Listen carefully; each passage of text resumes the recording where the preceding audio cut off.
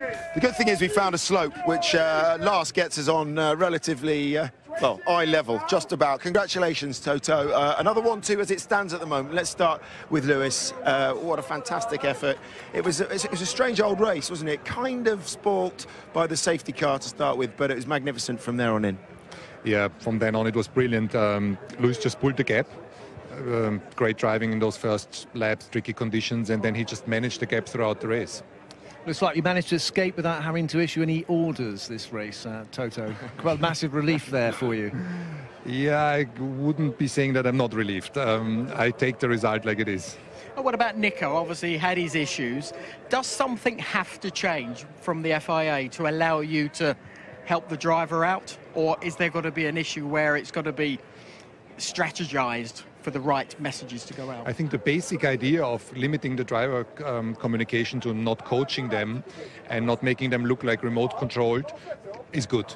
But maybe with these technologies and the amount of electronics, it should be allowed, at least when there is terminal failure inside or when the driver can't cope with the electronics anymore. But the FIA needs to decide, and we will certainly discuss in the strategy group. So what's your take on it? Because Nicky was saying he thinks that it's within the rules. We just had Christian Horner up there, but he would saying that he thinks that, you know, under the current regulations, perhaps there should be a penalty. Are you expecting one from the stewards? Yeah, I think he got the regulations wrong.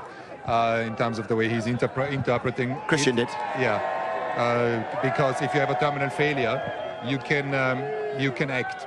Now, I wouldn't preempt what the FIA stewards decides, because they could decide either direction, and that is their call. But I think if you read the regulations like they are, it should be fine. Toto, I mean, if they come on the radio and say, like, it's hammer time, for example, is that giving driving instruction, do you think? I mean, telling the driver to push, you know, at a certain point in the race. Is that allowed? The question is, where does it start and where does it end? And I think this is why we should be opening up a bit.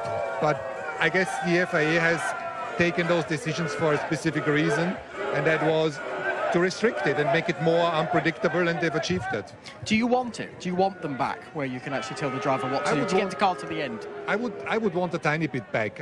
If there is a technical problem on the car, yes. If you coach the drivers, no. All in all, a great weekend, obviously extending your lead over those behind. Ferrari look like they're in a bit of a worrying decline for them. It kind of takes the heat off you a bit, doesn't it? Yeah, I think it was very difficult for some of the teams. You could see that Ferrari struggled a lot in the beginning. Certainly the spray was difficult for Sebastian to handle, and also the Williamses had a difficult day today. So interestingly, if you get the tyre in the right window, you go, and if not, you're just all over the place. You're more concerned about Red Bull, really, aren't you? I mean, actually, their performance is getting better and better, isn't it? Closer to you guys. Looks like they are